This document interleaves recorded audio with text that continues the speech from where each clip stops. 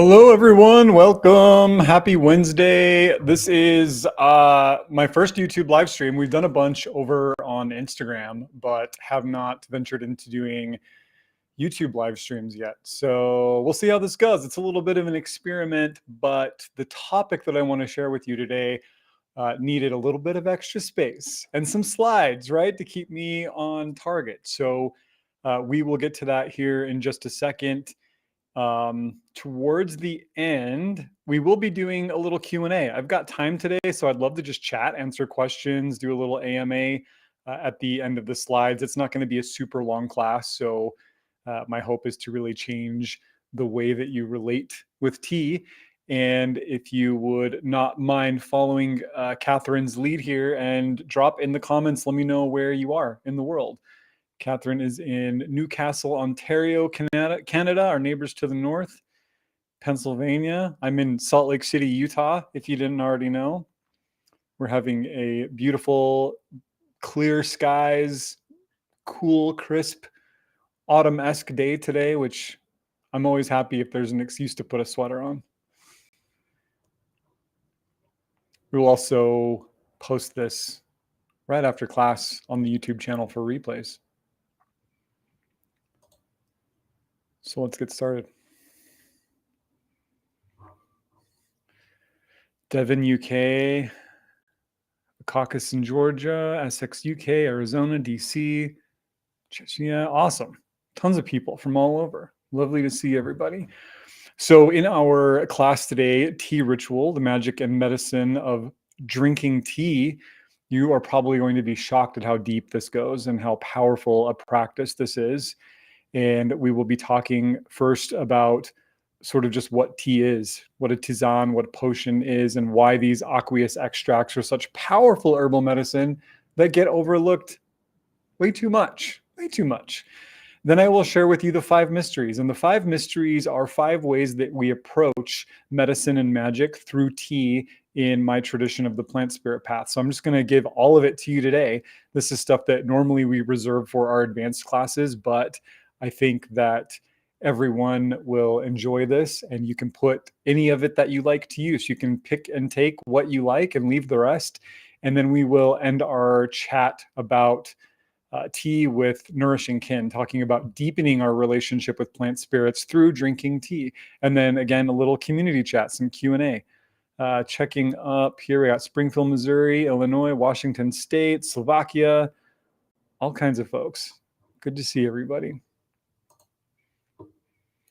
So first, tea in its simplest form, this word tea, of course, generally refers to the plant Camellia sinensis, green tea, black tea, oolong, pu'er. But we sort of, in the modern world, use tea to describe any plant that we steep in water, that we use water as the menstruum. Water is the vehicle through which the herb is extracted and opened up, hoping that we're coaxing out all of the medicine, the aroma, flavor, color of those plants so that we can drink them. Potentially more appropriate term would be a tisane, but I think only certain parts of the world still use tisane. I think it's a beautiful word. I would love to see it come back, but tea and tisane interchangeable. And then, of course, this concept of an elixir or a potion, again, the herbs being extracted into water.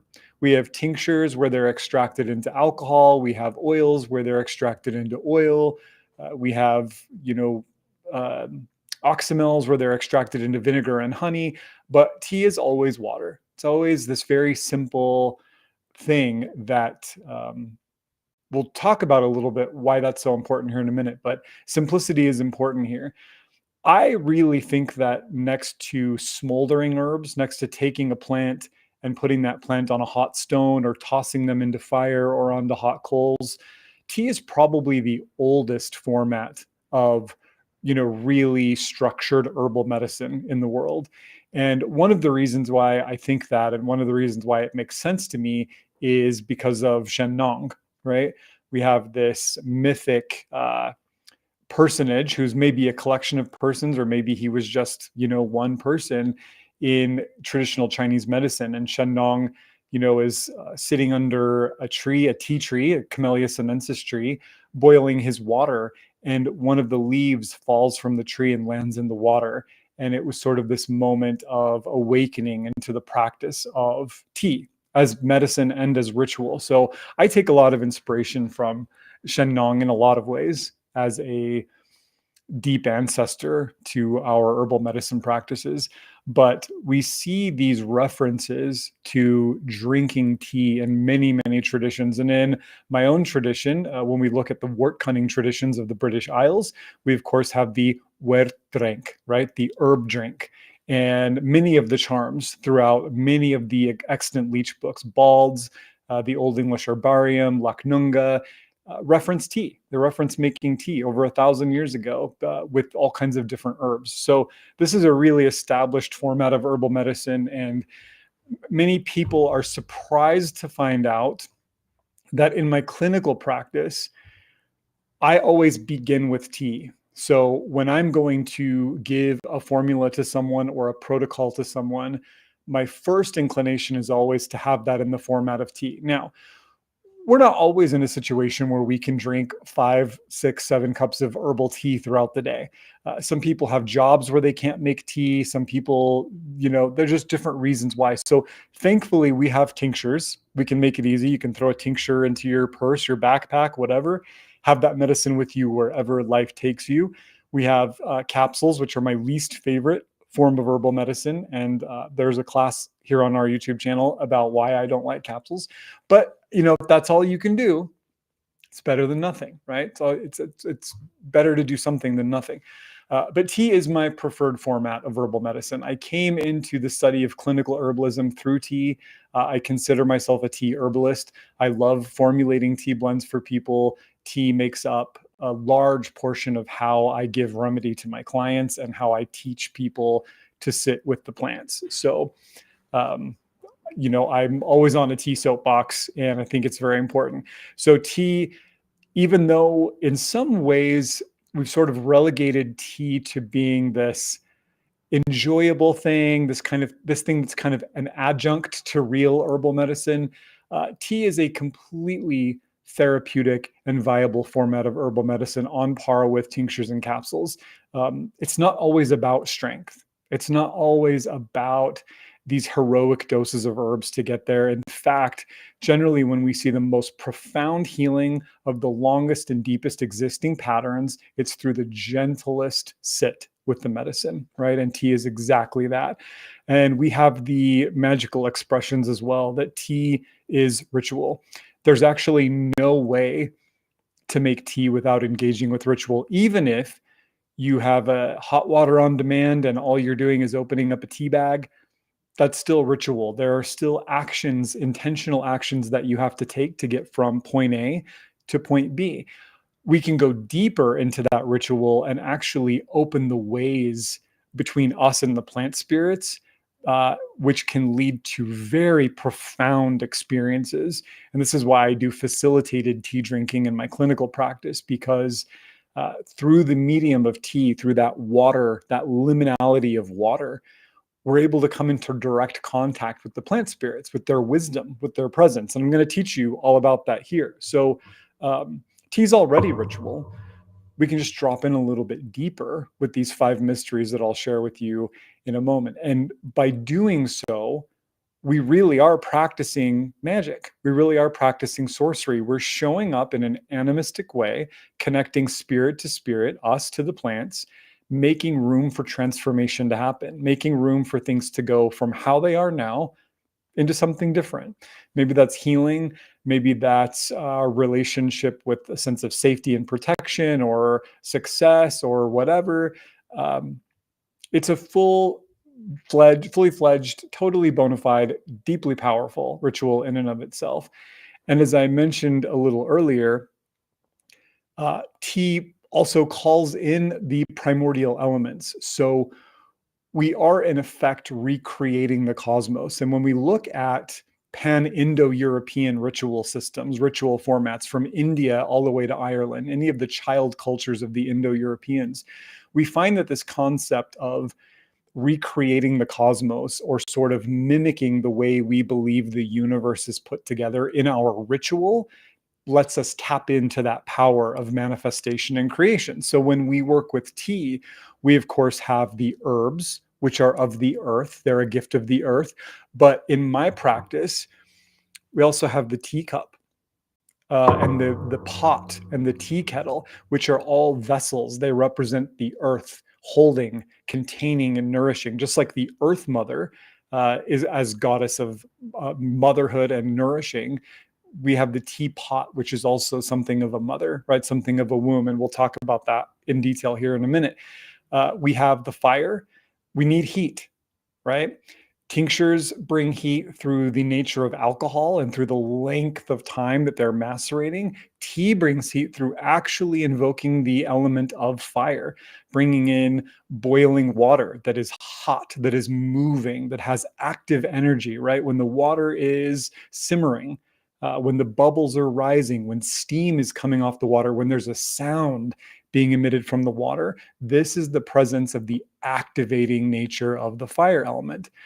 Air, of course, the aroma, but the rising steam, the transformative nature, things moving from a descending state to an ascending state, things going diffuse and atmospheric is very airy.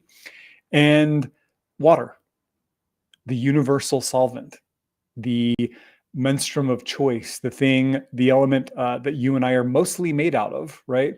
The element that the planet is mostly made out of. When we engage with water in this way, we're engaging with the very vital fluid of life that connects human to plant to planet. And water is also very liminal. This is why we see in many of our ancestral traditions that offerings being sent to our blessed dead or to the various gods and goddesses or nature spirits were placed into the water. They were dropped into a pond or into a bog or into a river.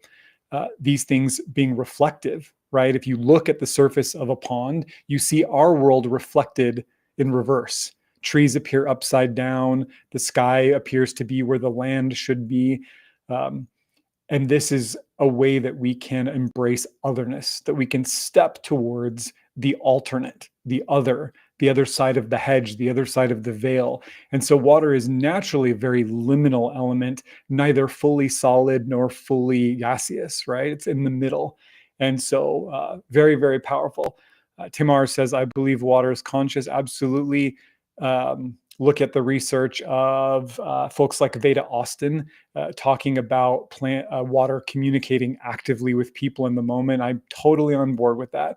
The way that we have revered wells, springs, bodies of water since time immemorial isn't just essential animism, right? It shows us that people were in direct spirit to spirit relationship with water. And so very, very powerful.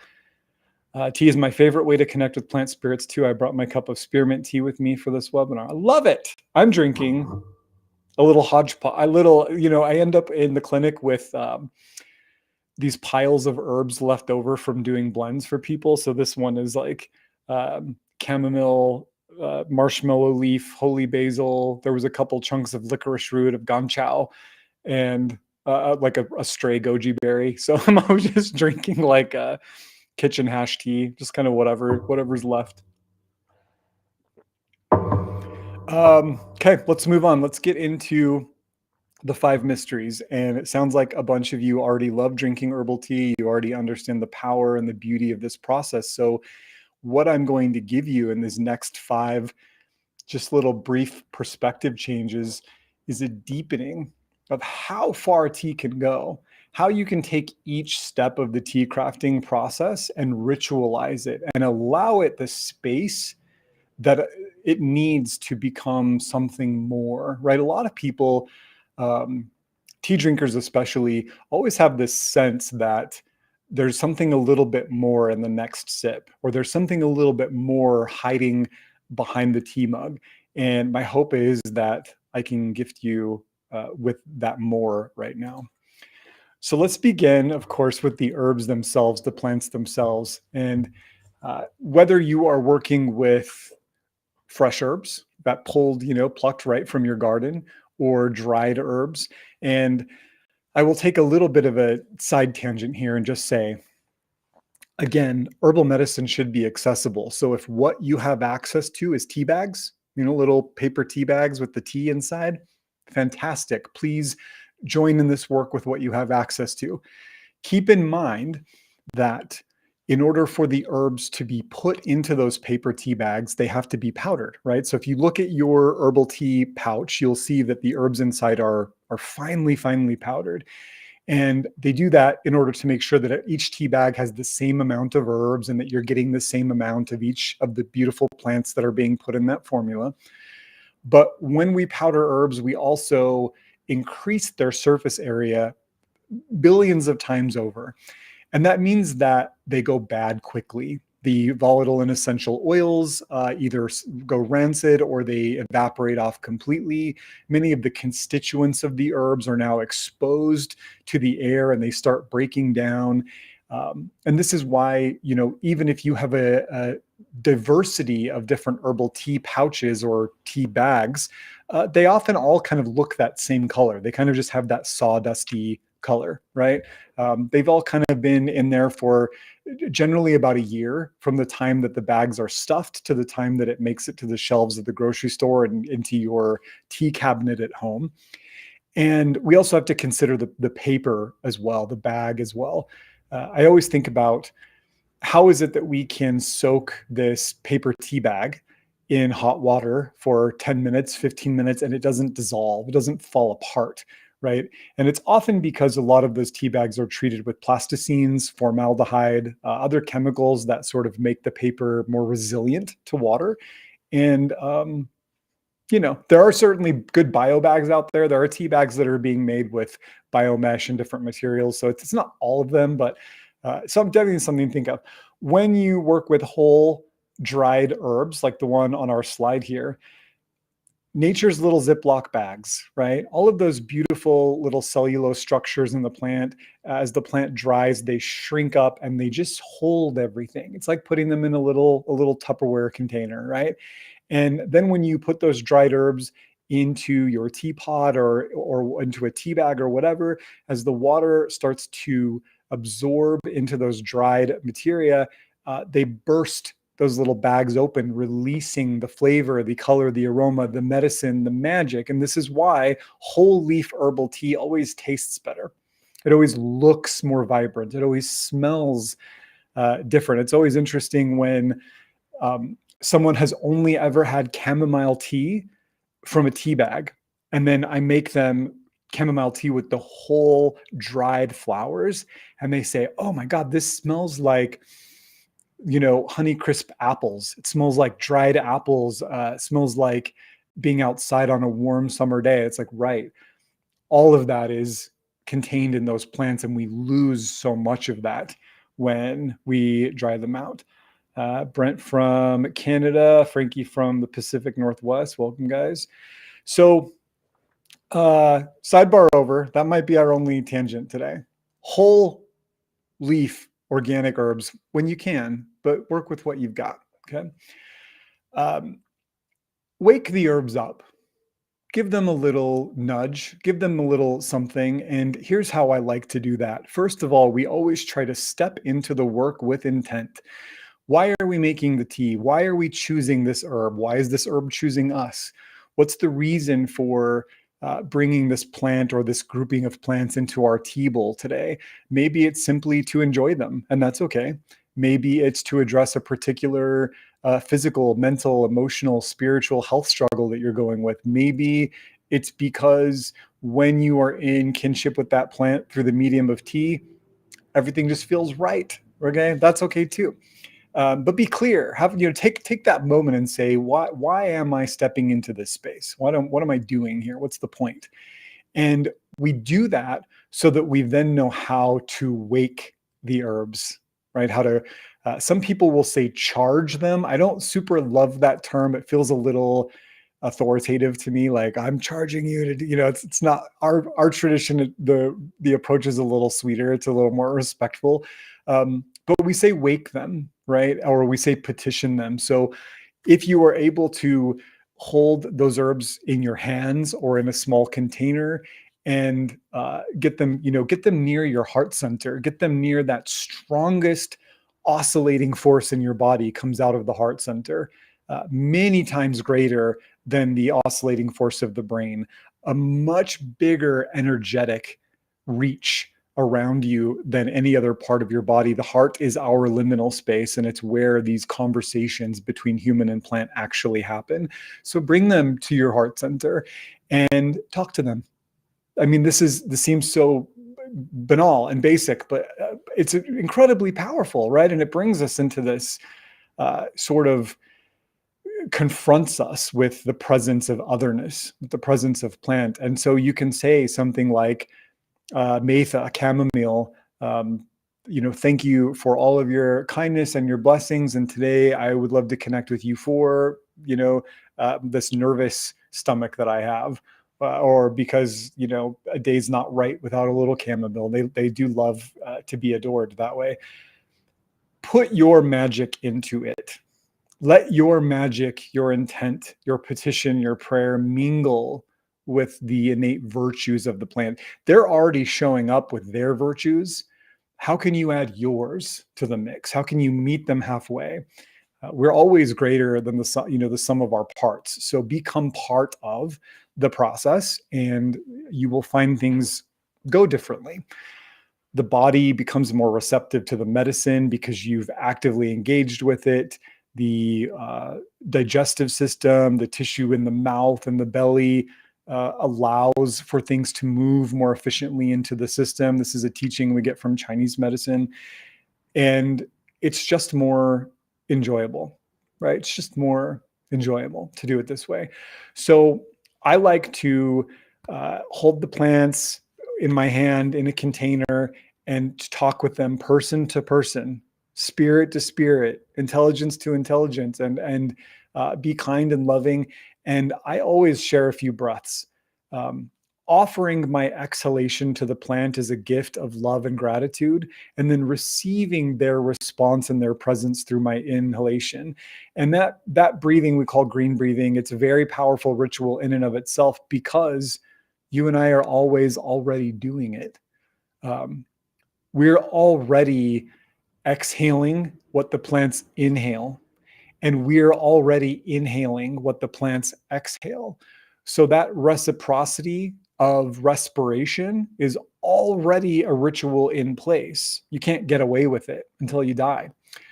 So why not bring that powerful, established, ancient ritual into your tea practice and breathe into the plants your wishes, your goals, visualizations, ideas, and feelings, and exhale from them their guidance, their initiation and inspiration. It deepens the practice so powerfully. And then you have this humming collection of herbs, right? The plants are now buzzing with energy, with life force that they've picked up from your breath, and they're buzzing with the intent that you've set. And now you're in relationship, right? They're not this thing being brought in. They're no longer a tool. They're no longer a means to an end. Now they are someone with whom you have kinship, right? You've taken a moment to just experience the presence of. And when we do that, things shift, right? Suddenly the respect we have changes. Suddenly the willingness we have changes. It's very, very important. Have had the same experience with chamomile from Calgary, Canada. Awesome. Chamomile, great teacher. Chamomile is by the way, speaking of chamomile has entered the chat a few times today. The joke always is like, ask an herbalist if they could only have one herb, what it would be. And it's an impossible question, but I would say chamomile. I would not want to be without this herb. It's beautiful. Love that. Sometimes breathe like that with my house and garden plants. Absolutely. It's such a beautiful, simple ritual. So wake your herbs up, bless them, mingle with them, share with them your wishes, and receive from them their guidance, right? Then we have the pot. This is where the herbs are going to go. The pot represents the womb, the cauldron, the deep earth. It's dark, it's concealed. It represents underneath, underground, below, out of our normal perception. Once the lid goes on the pot, we don't really know what's going on inside there, do we? So In our tradition, we say the pot is like Eorta, the mother goddess earth, right? We're putting these now charged herbs into her care, into her womb, into her power. And we see the symbolism of the pot where water is boiled over and over and over in many traditions. One of my favorite, of course, being that of Gwion Bach and Ceridwen, that she's adding one herb to the pot that Gwion Bach is stirring and tending every day for 365 days to make this essentially herbal tea, but really a powerful potion. Um, so constantly this connection between goddesses, mother goddesses, the earth, cauldrons of transformation, something goes in one way and comes out something different, right? When we flip the cauldron, we now have the mound, the burial mound. And so there's some very deep things to contemplate here with the teapot. We can also think of the teapot as being related to the Elfa, the elves, and the Dweor, the dwarves. These beings who exist just outside of our perception, but who are very invested in the manifestation of things, of bringing things into the light, of bringing things from undifferentiated potential into form and function. So when we release the herbs into the pot, we can take a moment and recognize that we're sending something, our prayer, our petition, our love, our gratitude, whatever your intent is, right? This is always anchored in intent. We're sending it into the pot with the understanding that what will come back out will be changed into reality, into weird, into manifestation, into possibility, hope, vision for the future, foresight. We don't always know, and it's not really that important, right? We just trust the process. And this is very good. So now we have our charged or blessed, empowered herbs in the pot. And the next step is the steep, right? We pour in that hot water, steaming and vital with energy, and we wait. This is the part where people pick their phone up and start playing on their phone, or they set a timer, or they go back to the chore they was doing.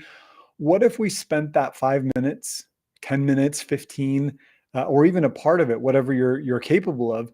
What if we spent that time inviting ourselves into deep meditation, into deep contemplation, into just being quiet, just slowing down to tree speed and seeing what comes up, right? Think about the magic, the alchemy, the transformation that's happening inside the mystery of the pot.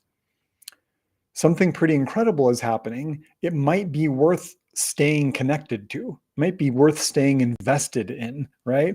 So during the steep is a time when I love to recite Galdr, right? Charms or spoken spells or out loud prayers. It's a time that I like to continue to contemplate the herbs that I'm working with, visualizing them, thinking about them. Maybe if you have a hard time doing this kind of meditation, have your favorite herb book or two near you and pop that book open to the section on chamomile and spend that time while the tea is steeping, reading, meditating on, studying about the herbs. Again, this is all about relationship, right? All about relationship. So deepen the relationship, put the work in. And after steeping time, whatever that may be for whatever herbs you are working with, we have the pour. And this is where we get excited because we're like, oh, we've got our tea and the steam is rising and we're smelling the incredible fragrance and we see the color of the liqueur, the extraction, and the mug or the tea bowl is warm to the touch. And there's just something innately so comforting and powerful about that, right? Think about this part of the pour. It actually took me many years to ritualize the pour because it's like, well, of course, this is us receiving into our bowl the gift of the plants, right? The plants are literally pouring themselves into our bowl for us to receive, which is a very plant-like thing to do, giving, giving, giving. But I felt like there was something that could be deeper here. And then I started realizing how often in the various folkloric traditions of the Wise Isles, Wales, Ireland, Scotland, England, that we see these references to wells wells, wells, and the water in cauldrons and the water in ponds being symbolic of the nature of reality, right? We talk about the well of Wyrd, for example, that what we pour into the well of Wyrd informs what's possible in the future, right? The world tree, the tree of the cosmos, the tree of reality, is drawing water out of that well. So if we're always pouring chaotic, disturbed, fearful, angry energy into that well, that's all our personal tree has to drink from, and we will see that reflected in our reality. But if we're pouring gratitude, love, kindness, patience, kinship, reciprocity, hope into that well, then that's what our tree has to drink from, and we will see that manifested in our reality. So I realized that the pour is an opportunity for us to get really clear about what it is we are pouring into our well of Wyrd, what it is we're trying to pour out into manifestation, what ripples, right? You pour the tea and you get those beautiful ripples, or maybe a little circling in your teacup or your tea bowl. Let that be a symbol. Let that be a meditation of what you are pouring out into the universe. My favorite philosopher, Empedocles, a Sicilian philosopher, Empedocles said that the power of the human being is that at every instant we have the choice of whether we will nudge the universe further into states of chaos, strife, or further into states of harmony and love. So let your pour always be an action of love. And the tea will hit different, right? It's just a different thing. Do you use different element pots for different herbs? No, because I have teapots that I love so much that I just use over and over again. That being said, it's a good point, because some herbs are metal reactive, and some herbs, are maybe won't work well in certain kinds of pots. But a nice Chinese style gaiwan or side handle pot, or just a nice enamel coated teapot, can't go wrong. Frankie brings up transmutation. Absolutely. Sitting with it. It's very much what I have learned from plants. This is what they always invite. Just sit with them. Our last step is sip, right? We've taken the herbs, put them in the pot, added the water, steep, pour. There's only one thing left to do. I'm going to share a really beautiful entry from the Laknunga here in the next slide. But the sip is sort of the moment of transformation. It's the time when we can look onto the surface of that tea and see a reflection of ourselves, and sort of choose who we want to see, what version of us, what future manifestation, what changes, what growth, what peace, what acceptance. And when we sip the tea, I always encourage people to drink tea into their heart, which I know sounds a little weird because we know we're drinking it into our stomachs. But imagine, if you will, with every one of those sips, that the tea is moving into the heart center and gathering. And from there, the heart, in all of its wisdom, is pumping that magic, that medicine, and that wisdom to every single fiber of your being, every cell, organ, function, process, level of being. The heart is liminal space. If we drink the tea into the heart, just like when we breathe into the heart, we're bringing it into a different part of ourselves than when we just invite it into the belly. And it allows and invites the herbs to go where they need to go in perfect love, in perfect trust, right? The old occult axiom that when we take that sip, we're affirming plants. I guess chamomile is the plant of the day. Chamomile, I trust you. I trust that you will flow and trickle within me wherever you see there is need for your virtues. I trust that as water in the wild goes down into every nook and cranny, gets into every little spot where other elements can't get, I trust that you will work yourself into whatever level of my being, inside or out, where I need your medicine most. And I will do my best to be attentive and sit with you here for a few minutes and listen and follow, see how things feel, what comes up, what gets hot, what gets cold, what feels close and loud or far away and quiet. And this is the meditation. This is the plant sit, right? This is where we come into direct contact with a plant spirit from inside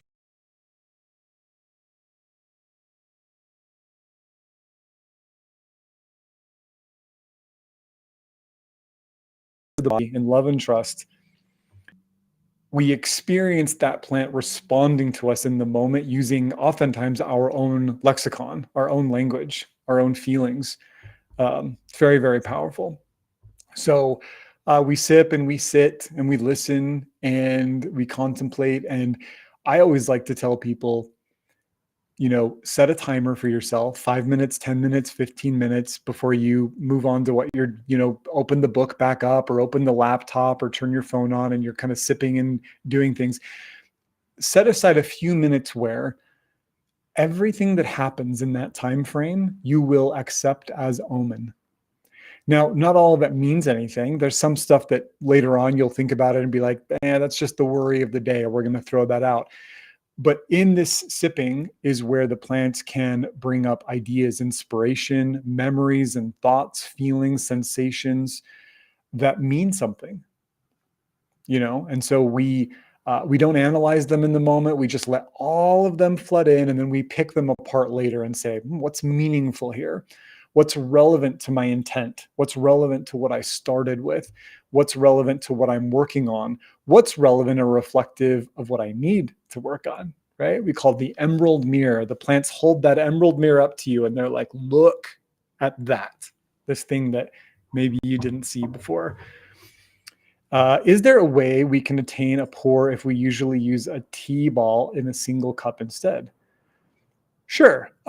Speak over, we'll talk about this. Speak over the tea. I actually have a tea ball in my mug right now. Speak over the tea to create those ripples, or move it around or bounce the tea ball. Do something to create. It's about that movement. It's about creating those ripples, sending things out. This is what's important. Greetings from Ohio on this beautiful autumn day indeed. I really appreciate the depth, meaning, and symbolism of this way of preparing our tea as a ritual. It's definitely a whole different level. Agreed. So simple too, right? Let's move on. From Laknunga, entry 66. These 3 prayers shall be sung 3 times on this drink, and the man's breath shall go wholly into the liquid while he sings it. Very large formula and charm and ritual precedes this closing part of verse 66 in the Laknunga. But this is a 1,000+ year-old bit of inspiration telling us that when we sing the charm, the prayer, the galder, the spell, however you want to look at this, when you let it from the depths of your chest out onto the surface of the tea, you have closed a circuit. You've created a connection that is, to me, in my opinion and in my practice, the pinnacle of herb magic, the pinnacle of green sorcery. So I just leave you with that. Stephen Paulington's translation of Laknunga, by the way. Here's a really beautiful galder. I'm going to give you a link where you can go download this online, so don't feel like you need to read it. This is a beautiful all-purpose galder that can be recited over your tea before you take that first sip. Sing it into the steam, speak it into the cup, whatever works for you. Leaf and land, life fire flowing, wort and water waken, work. Heal in heart, heal in hand, send me strength, send me solace. Green gift, go now, grow in me. Alliterative style, right? So these phrases are starting with the same sounds and the sounds reference other things. And it's waiting for the slide to catch up. Last thing I want to talk about is nourishing kin. In my practice, that's what this is all about, is relationships and kinships. We say, let your practice of herbal medicine, herbal magic, plant spirit work, gardening, culinary arts, whatever you do, let it be an inch wide, but a mile deep, meaning that someone who is in deep relationship with 3 or 4 plants in this way, that the way that this leads to, is far more effective as a plant spirit worker than somebody who has memorized fun facts about 100 different herbs. First of all, the likelihood that 100 attested medicinal herbs grow where you in your immediate vicinity is low, at least for me in the high desert. But more than that, you know, if this isn't, we call it Pokemon herbalism, right? It's not got to catch them all. It's got to know them deeply. And you will find that the deeper you know plants, the bigger that list of virtues gets. We start out with chamomile can help with this, and this. And that's like a very surface physical level hit. It's only talking to the licha, the physical body. And then we sit with the plant and we learn, but then I'm inspired this way. And I can find safe, sane, and smart references in other texts to support that. And then I can find this, and then I can find this. And then we have deeper ways that we learn from the plants that I teach in my books and in other courses about, you know, creating the space where the plant can say, and here's how I want you as an individual to work with me as an individual. And this is where we start crafting our own grammar. We start crafting our own leech book, and we say, this is how I work with chamomile in my practice. And yes, there's a reflection of the beautiful ancestral and clinical, empirical, collected folkloric wisdom that we have about this plant. Like there's where I'm not going clear out into the weeds here, but there's a nuance here that belongs to my relationship. It belongs to my connection. And so if you want to know the plants deeply, assuming that they're safe for you to consume in tea, this is the way to do it. And, you know, another really beautiful thing about the medicinal virtue of tea is how easy it is to control dose. You know, you're working with an herb that maybe is contraindicated to you. I have a very dry constitution, a very airy constitution. So some of these aromatic, warm herbs like sage, salvia officinalis, so I love, very small amount is too much for my constitution, causes some issues. So tea allows me to take one fresh leaf of sage and sit with them in tea that way, rather than having to do drops of tincture where you're just getting this wallop, you know, which is pretty interesting. Okay. One more slide. Oh, we're going to skip that slide. So that's all I have. It's very simple. It requires depth and practice. And, you know, I encourage you to play with it, experiment on your own, make it your own, ritualize it as much as you want. Work this into other rituals that you do, work it into meditation practice that you do, allow it to evolve seasonally. There's no limit, right? From simple to esoteric and complex. To me, you know, we spent 45 minutes talking about this. We can do that, but ultimately, it's almost like it takes that long to explain it because it's so simple, which is like a weird thing I run up against teaching all the time. Is like, this thing is so intuitive and so simple and so gentle, but then that requires me to like explain it so much. So if you want some downloads, there's a couple of classes that I've done on the channel about tea specifically, tea magic, working with tea, that Galder, and then a couple of other things. There's a resource page on the blog. So you just go to thegreenart.com, navigate to the blog, or just do /blog/tea. And there's a full length class that you can watch. And if folks have questions, anything you want to share, you want to tell me about your favorite tea herb, here in a couple weeks, two more weeks, our Free Friday community class will be on my favorite tea herbs cited in the Laknunga. So if you want to get super nerdy, we'll do that one. Thank you for sharing all of this. This was very beautiful, really beautiful. I already did some of these things within my own practice, but now I feel as if I can make these rituals more rounded and bigger. Absolutely. They just grow as we grow, right? It'll take you so many cool places. Takes a long time to explain simple things to some people. I'm one of those people. Yes. Thank you for making this available, Josh, and happy late birthday. Oh, thank you so much.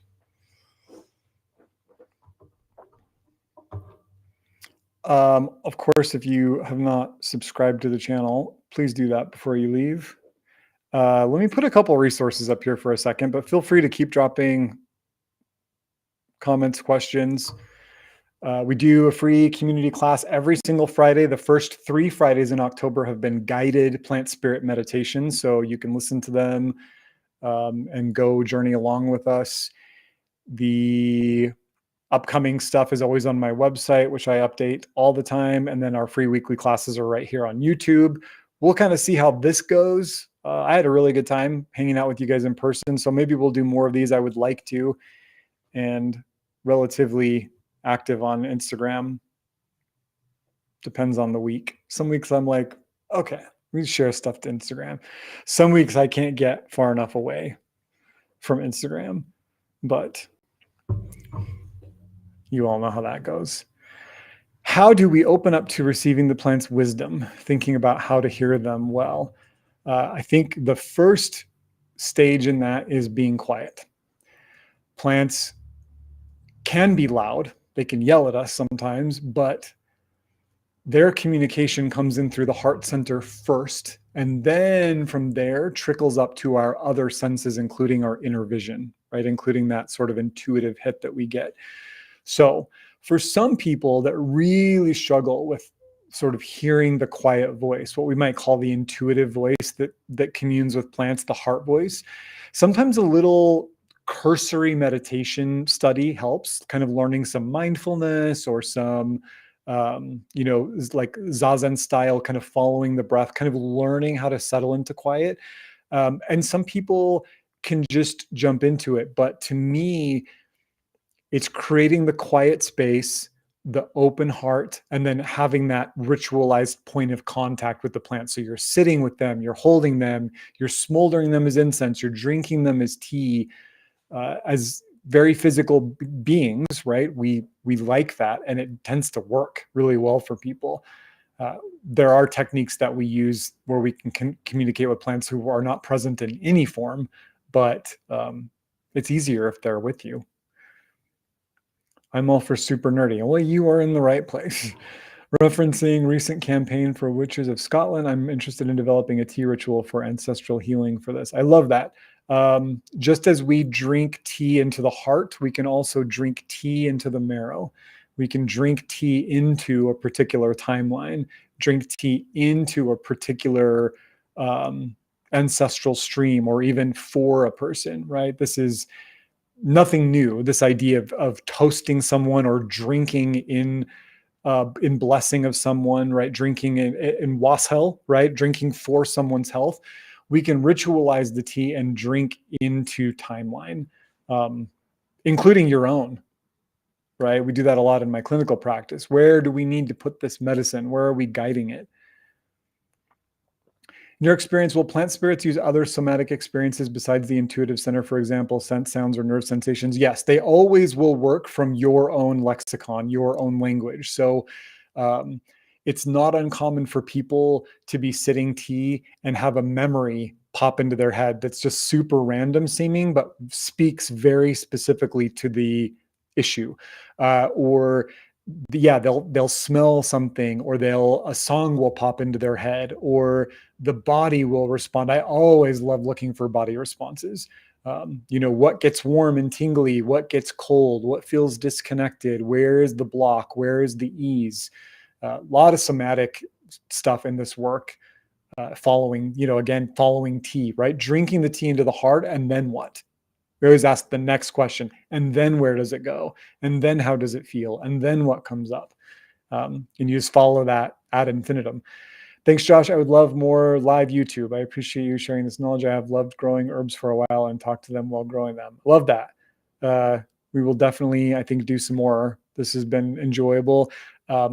Obviously, doing this through a secondary software that's allowing me to do the slides and everything. So when there's technology involved, I get very anxious. I'm like, oh, is this going to work? But it's been pretty seamless. I get overwhelmed with the lists of what plants can do. So this idea of letting them inspire how they want to work with us being a starting point is very helpful. Yeah.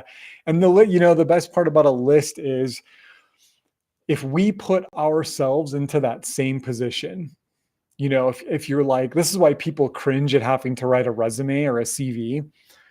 It goes against our nature to want to turn ourselves into a list of things we're good for or a list of things we're good at. It just doesn't really feel right. Because we're more than what we can do. We're more than how we're useful to other people or what we can do for other people. We're more than our investment in currency, like whatever form that currency takes. And so similarly, when we put plants in that box and we're like, we're going to have a conversation about plants, but we're basically going to just sort of limit them to what they're good for, like what they can do for us, what they can do for humans. We're divorcing from the fact that they're whole people, they're persons, right? We see on all of the ancient texts this particular powerful word, du, thou, or thee, being used to talk about plants, meaning we're talking about them as person. It's real lived animism. And so I think there's so much more in knowing deeply the flavor of a plant in tea and knowing nothing else than that, than knowing the list of 10 things and divorcing yourself from the presence of the person who's good at those 10 things. So yeah, the overwhelm is real. It's also just not good herbalism. It's a good starting point. It's a good place to check your work, make sure that what you are getting from the plant is safe, sane, and smart, that it's great that we have an opportunity to learn about contraindications and which herbs are safe with which pharmaceuticals and which herbs are safe during pregnancy and nursing or for people with low blood pressure. It's great that we can do that research, but I will always value gnosis, green gnosis, personal experience, and ancestral empirical wisdom over anything else, using everything else to check it and validate it rather than to be my primary source, because still almost everything we know about plants is coming from our folkloric traditions. And it's a fun thing to think about while you're laying in bed on a night where you can't sleep.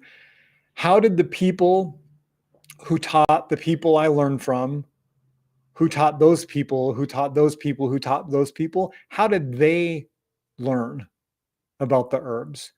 Who taught them about what chamomile does in the body, or what organ systems chamomile has an affinity for, or what patterns and movements chamomile makes when introduced into the human? Where did they learn that? 2,000, 5,000, 30,000 years ago? We get confronted with the fact that they learned from the plants, right? The plants are the greatest experts on plants. So you really want to have a great teacher, get taught by the plants. Most of my work is teaching people how to get taught by plants. I don't really have much to say about individual plants, but I say, here are our techniques, methods of approach. Go learn directly from the plants. Then you'll be doing herbalism. Then you'll be walking the plant spirit path. Then you'll be doing plant spirit work.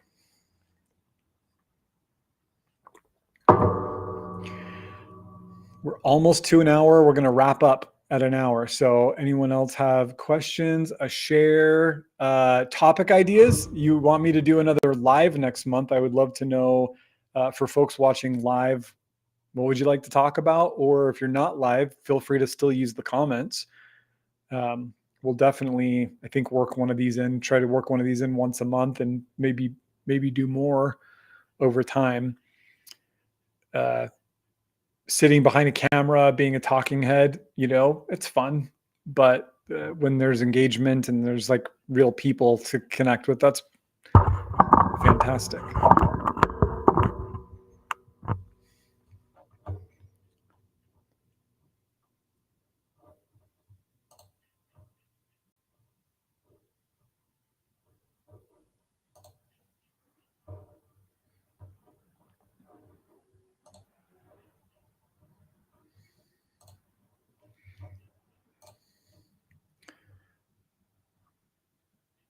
Oh, I missed a bunch already. I'm sorry. This thing was not moving. Let me catch up with these real quick. What is your favorite tea for autumn and winter season? Thank you. Look, I look forward to chai all year long. I want the warm, spicy herbs. I want all of that.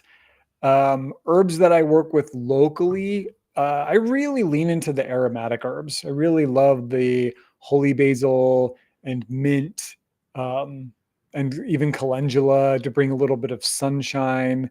Really, anything that makes me feel like they get my blood pumping a little bit. I tend to write and create a lot of I'm working on my next book over the winter, so they have a little energy. Gotta pick it up a little bit more. Beautiful session full of poetry. Thank you for answering my questions. Pleasure. How often do you do this ritual? Best time of day? All day, every day. Uh, if you can set aside time just once is fine. Whenever you have the most quiet. Some days for me, it's like before bed is the time that my household settles down and I have a minute. Sometimes it's in the morning. Sometimes I can come to the clinic early and sit. Um, on our Patreon group, our online community, by the way, we're always sitting with one plant collectively. So you get all of these guided meditations and supportive materials. And then there's this group of people who are all spending a little time each day sitting with one plant. We just sat with hyssop. And there's a massive library of guided plant spirit sits in addition to courses and advanced classes. So you can join up with that if you want.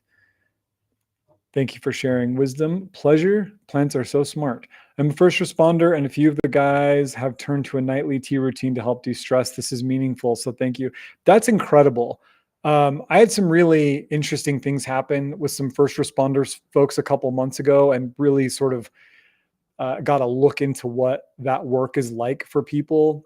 Learned this term brain stain, which you probably know that. I'm not going to explain it to other people, but I think anything you can do with that kind of job to come back into yourself, to make peace, maybe to try to kind of rinse off some of the day I'm sure you see some things that sit hard for you. That's awesome. Self-care is community care, right? I love cozy teas. Oh yeah. Chamomile too. Chamomile's a great, really like all the Asteraceae family plants have this kind of like gently sunny, calming, like we're coming out of summer, we're kind of being invited to slow down a little bit. It's not active 90-mile-an-hour summer anymore. Like plants are dying back, things are slowing down. I love these, chamomile, like nervine herbs that are just like helping me shift out of go, go, go season into chill out season. Chill out. All right, my friends, we're going to wrap up here. Thank you so much. I will post this video on the channel here shortly. Feel free to continue chatting in the comments. Thank you guys so much for spending some time with me on a Wednesday afternoon. For me, it's the middle of the day. So I appreciate folks taking a moment to come hang out. It was so lovely to see all of you and to chat. And I hope to see you all soon. Take care. Till next time.